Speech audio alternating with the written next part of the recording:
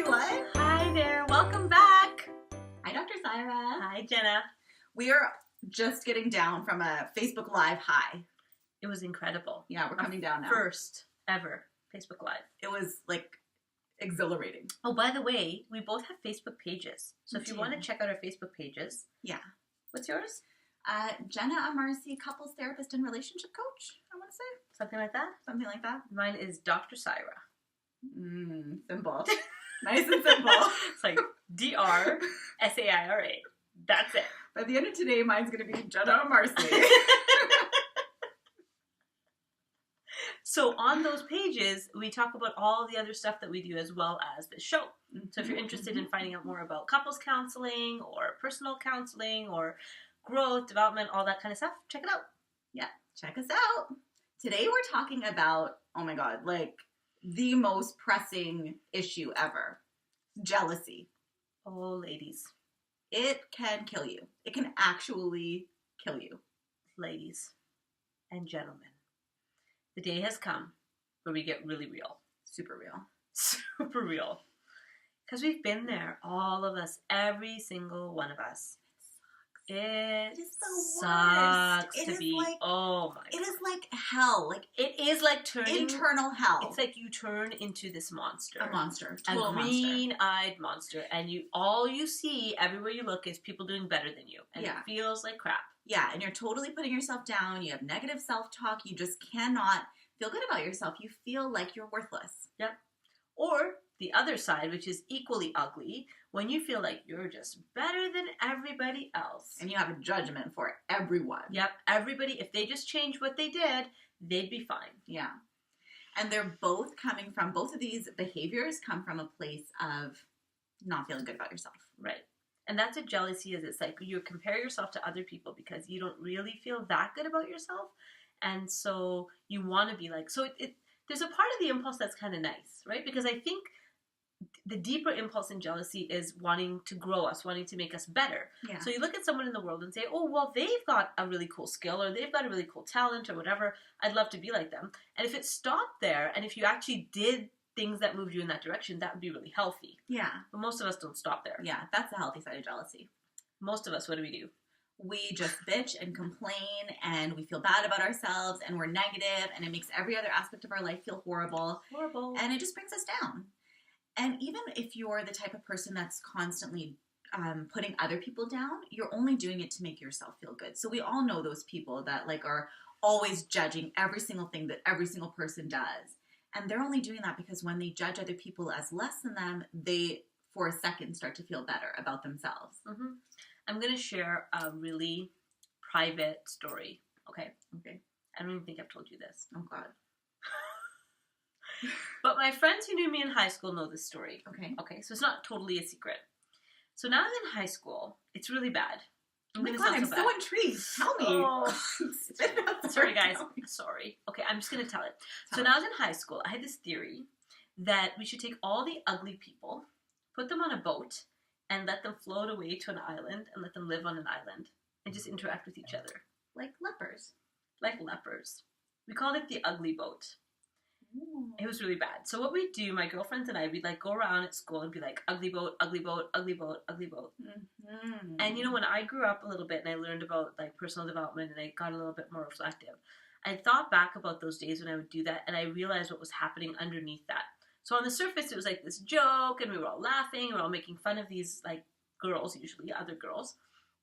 But what was happening underneath that was this real feeling of somebody's going to find out that I'm actually ugly. Mm-hmm. Somebody out there is going to see that I feel really ugly inside, right? And so rather than accept my feelings of smallness and ugliness, I was deflecting and saying, oh, there's ugly people and put them on the ugly boat and whatever. And it was really cruel. It was actually really cruel. And it was a cover. And it's not just cruel to those girls that you were talking about. It's actually cruel to yourself as well, right? Because you are hating yourself so much. Yeah. And the only way for you to express that or to make sense of it is to hate other people. Yeah. And every time I said that, I feel this kind of like sick feeling in my stomach, but I'd ignore it because it was funny and it made people laugh and, you know, these other girls, we'd all get in on it. And I remember I had this one particular friend and she'd really get uncomfortable when we talk about it. And one time she said to me, she said, you know, Saira, I could be on the ugly boat. And it was that was like my kind of my wake up call, because I never noticed that friend on the way she looked. She was just my really, really good friend, right? Mm-hmm. So I never looked at her and said, oh, you're pretty or you're not pretty. But she did think of herself in a particular way. And when I made those jokes, it deeply cut her, right? Deeply, deeply cut her.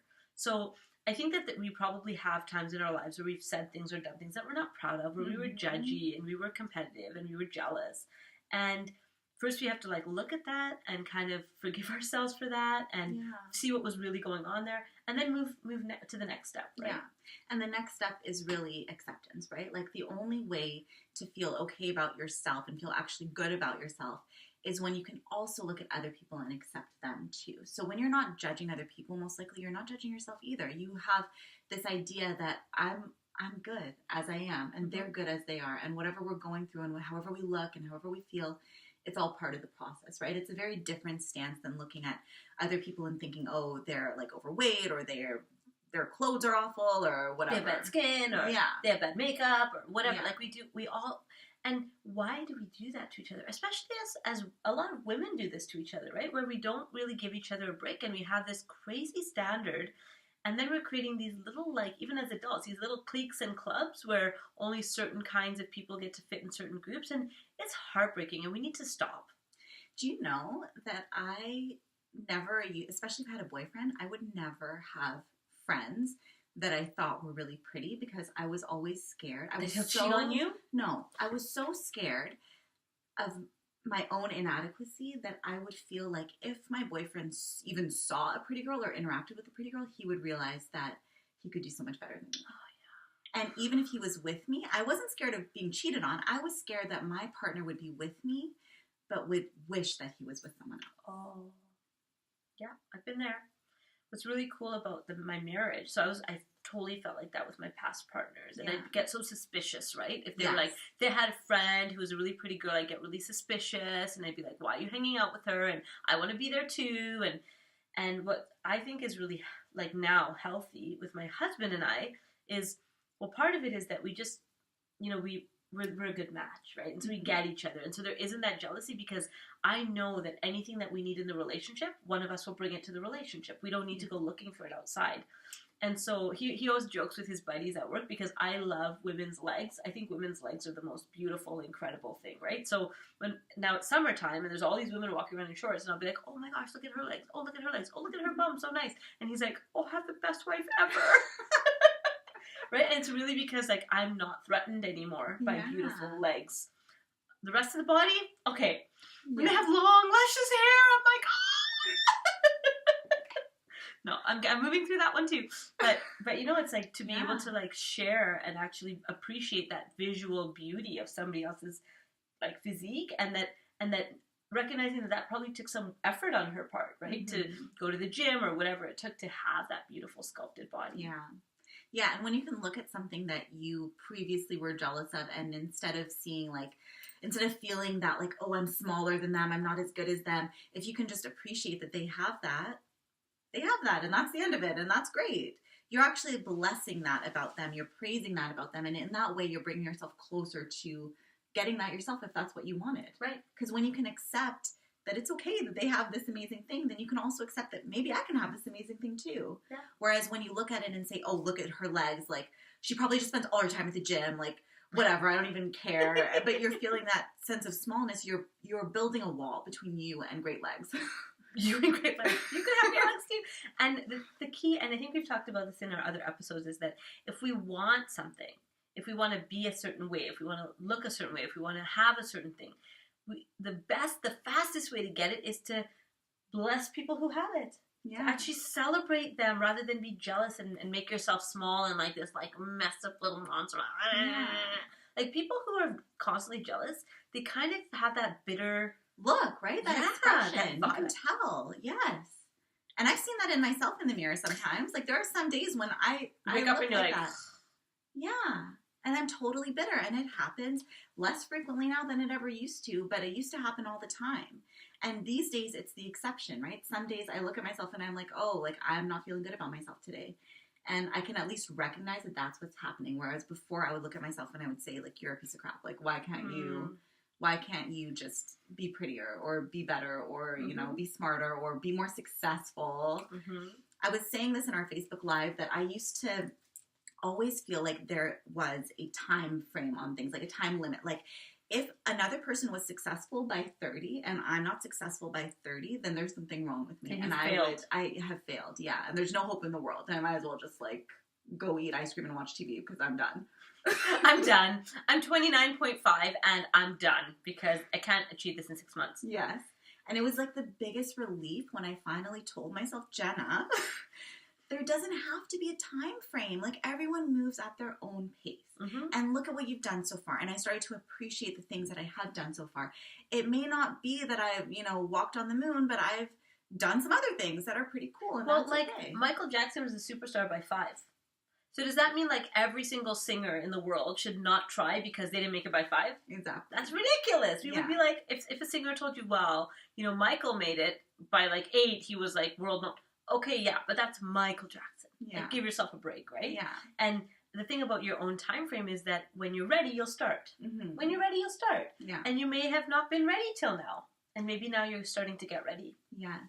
And I used to, what was effective for me for a while, which I try not to do anymore, but what was effective for me for a while is if I was jealous of someone, I would notice the parts of them that I wasn't jealous of, like the parts of them that were worse than me, right? So I was constantly comparing. So she might be a great mom, but, you know, she's a shitty wife. Exactly. So then in that way, I could feel good by comparison. But I think that the ticket is to feel good no matter what, to feel like there is no comparison. Right. There is no comparison. We are who we are. We're shining as brightly as we can at this given moment, and we're going to keep striving to shine even brighter because that's our duty. Right. Right? But when we're constantly caught up with this person's better than me, that person's worse than me, then you're never going to be satisfied. You have to just like accept that you are who you are. There is like when you eliminate the comparison, you free yourself. Totally. Yeah. Totally. You know, one of the other things we were talking about in our Facebook Live is this thing about how judgment is this external thing. Do you want to talk about that? Sure. I don't remember exactly what we were saying. What did you say? I don't know. She said something really smart. Just a few and then minutes I forgot it immediately after. Gone. Now it's gone. I think what you were saying is that judgment, like basically when you're judging someone or when you're comparing yourself to someone, it's now putting your power on this outside thing. Yes, right? Yeah. All of your focus is external. Right. So all of that focus, if you spend a lot of your time thinking this person has this and this person is doing this, and if you're judging every move that they're making, that's all energy that you're expending outwards. That's focus that you could be turning towards yourself to make yourself the person that you want to be. You could be taking all of that energy and using it towards, you know, educating yourself in a topic that you want to be educated in, or moving one step closer to your dream career, or, you know, going to the gym for an hour. Instead of judging how another person looks, like take it upon yourself to do whatever's going to make you feel good. You know, a big place where there's green-eyed monsters? On the playground. Mommies are the worst. Really? They are the worst. From the moment women are pregnant, other people start giving them advice, right?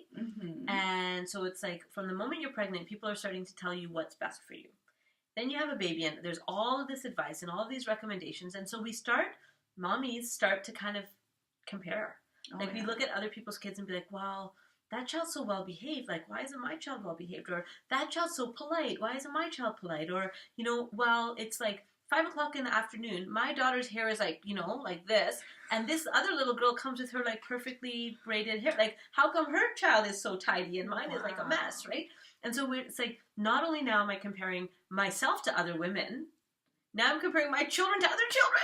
And there's absolutely, you cannot change your children. You can try to control them, but you cannot change them. We do that with our husbands or our partners. Yes.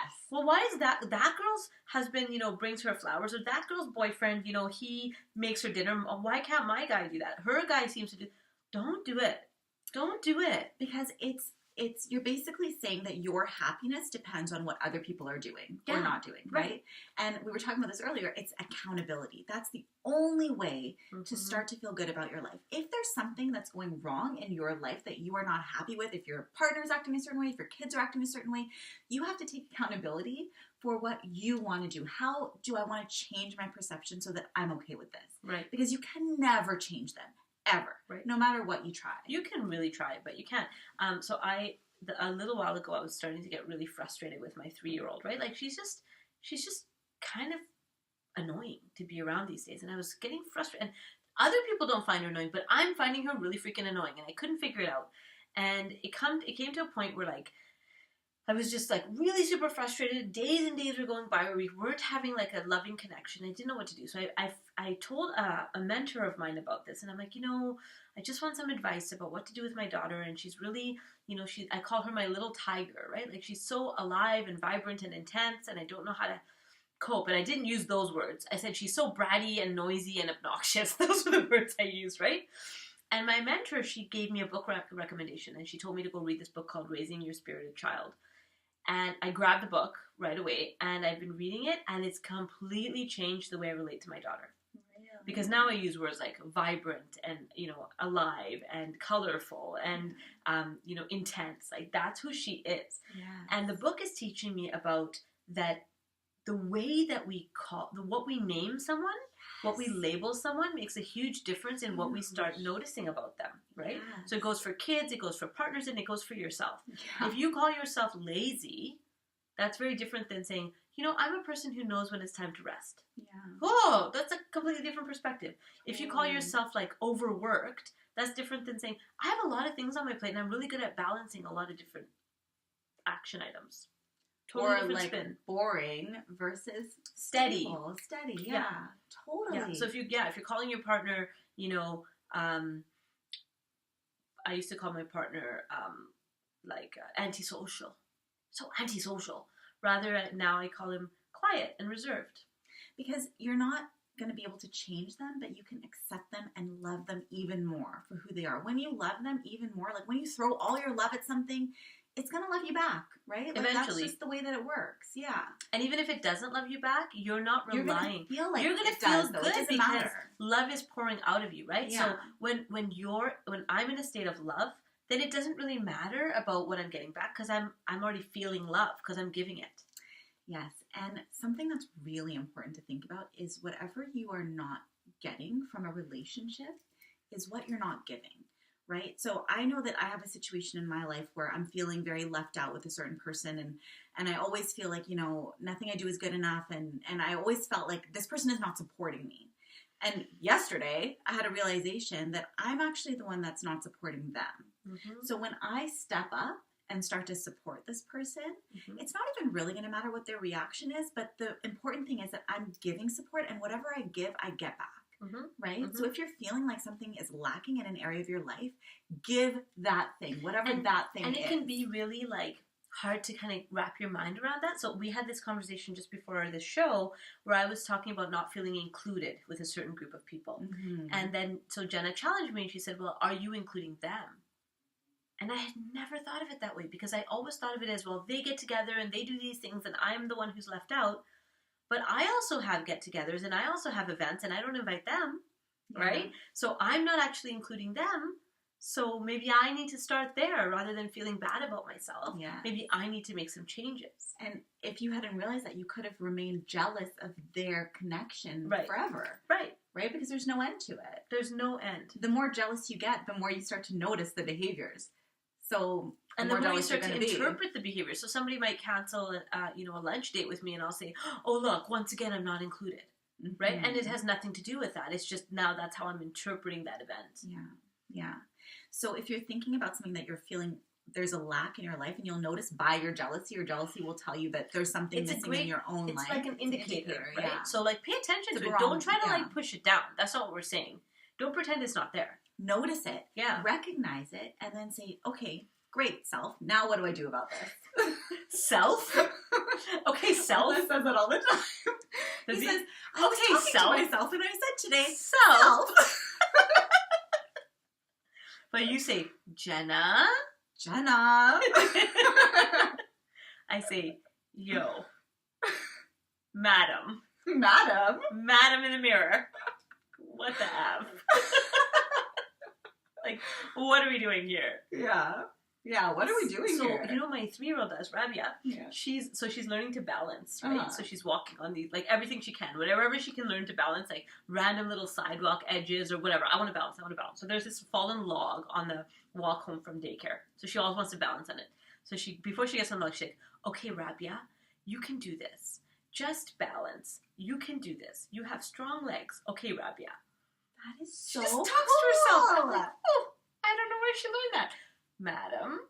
And if you think about the things that you're saying to yourself, I'm guessing, especially in moments of jealousy, that they are not as positive as what Rabia was just saying to herself, right? No. When we can start talking to ourselves in a way that's like very encouraging and very kind, like you would to a best friend. If your best friend came to you and was like, oh, I'm feeling like I'm not very pretty today, you wouldn't be like, yeah, you look ugly as hell, like go away.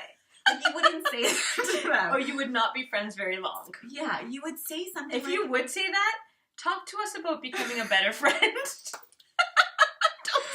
your friends. you would say something like, friend, like you look amazing. I think you're gorgeous. Look at your smile. You have such a vibrant smile. When you're happy, you look incredible. Like I love your style. Like you would compliment your friend. You would talk her down and you would make her feel good about herself. Mm-hmm. And that's who you need to be to yourself too. Mm-hmm. When you're feeling jealous, when you're feeling like you're not good enough, when you're feeling like everybody else has everything that you don't have, start talking to yourself like you are your own best friend, because guess what? You are. Like you're the one that's going to be there for yourself from the moment that you're born till the moment that you die, and you never get a break, and you cannot break up with yourself, No, you can't. and you can't get away from yourself. No. Yeah. You can try to reinvent yourself, but your old self is always there waiting in the corner lurking for the next stressful moment. And they're going to show up.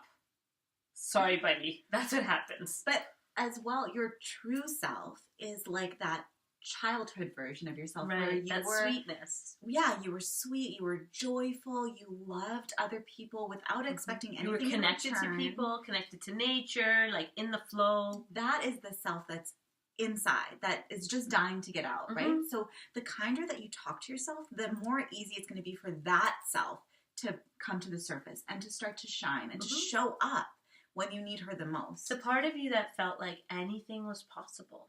Yeah. Anything. You could be a princess. You could be a princess. You could be a unicorn. Yes. You could be a toad. Whatever you want to be. Whatever you want to be, yeah. Yep. That part of yourself exists still. She may be hiding right now. She may be scared. She may be alone. And like you have to, it's your job right now to get to her and bring her out, because you deserve to feel that way. You deserve to feel hopeful. You deserve to feel faithful. Like there's something bigger out there. Like you have a purpose. Like your life has meaning. And it does. The thing is, so many of us are walking around like in this confusion bubble, right? And we're getting distracted by like current events. We're getting distracted by family drama. We're getting distracted by health issues. And there's all these distractions. But if you can get really still and really quiet and pay attention, you'll find that you're here for a reason. And we need you. Like the world needs you. We're trying. We're all, those of us who are like in leadership positions, we're trying to move things forward, but we need you to come along with us and actually live the life you're meant to live. And even people that are in leadership positions, like this is always going to be something that you continually need to think about. You always need to think about bringing your best self forward, because the only way to stop feeling jealous is to feel like you are bringing your best self forward. Like you are stepping up and showing up in your life. When you're showing up in your life, you don't have time to be jealous. No. You don't have time. You don't have energy. You don't have desire to be jealous. No. Because you are showing up every single day. And there are going to be moments when you feel a little bit down, and you're going to still bring yourself back up. But you're going to become so good at it, right? And the so people good at who being you look kind. up to become your tribe. They actually become your mentors. They become your teachers. You join with them. You want to learn from them rather than trying to push them away and try to make, find the flaws in them. You're actually trying to come closer to them and, learn from them. I know that in my life, I've always been jealous. Not jealous, but I've always compared myself to like my family. So my sisters, my cousins, I've always compared myself, and I've always kind of gauged, where am I on the hierarchy? Like, how am I measuring up? Who's better than me? Who's worse than me? In what ways? And I think like a moment of pure release was when I realized that there is no comparison. Like we are all important. We are all as important as each other. I am no more important, no less important. Okay, so there's these, how many fingers? There's 5, right? They're all important. They all have different reasons and functions. They all have different looks. They all look different, right? But they're all important, and they're all connected. And I think we walk around in this world like this person over here and this person over here, and we're all feeling like we're so different and we have nothing in common. But we have this like shared humanity. We have this shared energy or light or whatever we call it, that's actually the same in all of us. But it takes remembering that, right? So when you see that homeless person that you're walking by on the street, or you see that, you know, addicted person, or you see that suffering person, to know that they're also part of this planet, they're also part of this humanity, this shared humanity. And when we step out of jealousy and into compassion and into understanding, then we can give back. Right? When we're stuck in jealousy, we're just thinking about ourselves. When we can get beyond that, we can actually start to give and serve the way we were meant to. Because that homeless person is just as important as you are. Yeah.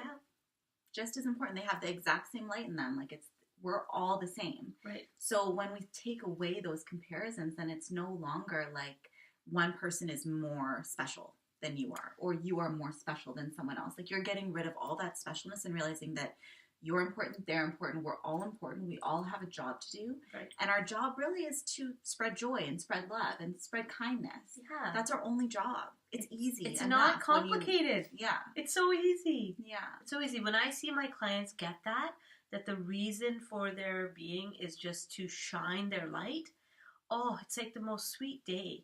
It's the most sweet day. They get to see how they've spent all this energy on all the wrong things, right? Yeah. And if they can just spend their energy on truly being who they came to be and sharing that with the world, that's all they need. And then whatever job they find, whatever partner they find, whatever situation that they find themselves in, it kind of rolls. It kind of just works, because it's not about like, oh my God, am I being successful? Am I having a successful marriage and a successful...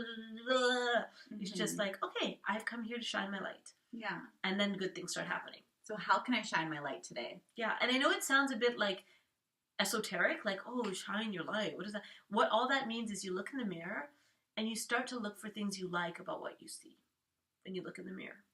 Yeah. And you can physically actually stand in front of a mirror and look at the person that you see and say, what do I like about you today? And it doesn't have to be physical today, stuff. Maybe I like, so I always start with physical, because especially as women, we're taught like there's flaws with us. So I start with physical and I say, today, Saira, those earlobes. I'm liking those earlobes. Those earlobes are quite beautiful. They're quite nice. Nice little before. I like them. Right? If you can't find anything, talk about your earlobes. Whatever. That bone right here, this bone. Oh, I love that bone today. Whatever. Find something. Then going deeper than the physical. Then talking about the qualities of who you are. Yeah. And that, we call that mirror work, right? Where you stand in front of the mirror and you actually start identifying things about you that you like. Because subconsciously, we're finding things that we don't like all the time. Especially as women looking in front of the mirror. And I know we have some male viewers here too. And we'd love to hear from you about how you deal with jealousy and competition. Because men are wired a little bit differently. Men have this like kind of inborn competition, and it can be a lot of fun. Women are wired for personalize it, right? It's not they like, don't. oh, if I lose a game of volleyball, then I'm the worst person in the world. No. Or if they do, then something's gone, like something miswired, right? But women are wired for collaboration. And so jealousy is a killer for us. That green-eyed monster actually tears us apart. We have to work back. We have to get back to that sense of collaboration. And it is a way to self-destruct. That's so true. Like, when you can recognize it as something that's working against you, it's not a part of who you are. It's actually a force that you can externalize. Like, that jealousy is not a part of you. It's something that you need to recognize and come to terms with, but it is out there. It's not you, right? It's just a force that you have to, I don't know, see the good in it. See the good in what jealousy is giving you. If you look at really, really little children, and we'll kind of maybe end with this thought. If you look at really small children, like a year old, 12, 14 months old, they're not jealous. They're not envious. They're just playful. They are themselves. They might not know how to share, but that's a developmental issue, right? That's just because they haven't got there yet. Their brain isn't ready for that yet. But they're not jealous. They're not comparing themselves to other children. We start doing that around 18 months to 2 years old, where we start saying, oh, well, they got that and I didn't get that. And why did they get that and I don't? And we start having those types of thoughts. But there's if you look at really little children, like 9-month-old babies, they just want to love everyone. They just want to shine their light. That's what they do naturally. Yeah. Right? So it's like we've spent a lifetime moving away from that natural inclusion. And so it's time to come back to that now. And that is our purpose. I think when you start to notice that jealousy is affecting your life, you can realize that your purpose is to remove that and just kind of separate yourself from it enough that it doesn't affect you and you don't internalize it anymore. And you start to, instead of noticing what's better about other people, you start to see the good in everyone. You know, the good in yourself, the good in the people that you hate, the good in the situations that you can't stand. You start to see the good in absolutely everything. That's where I am right now. Like, and it's hard. It's constant work. You know, because you have to keep like. You have reminding to keep your yourself. target, right? Yes. You can easily go back to the old way of thinking. You can easily go back, yeah. But when you recognize it, when you get to that point where you're committed, you know, to seeing the good in everything, even the people that have caused you the most pain in your life, seeing the good in them, seeing that they too are important. They are their own person. They have a spirit that you have to respect, right? Just like you would hope that they would respect your spirit. Right. That's when you start to move forward. So today's your day to kill the green-eyed monster. Kill that green-eyed monster. Just kill it. Thank you so much for watching.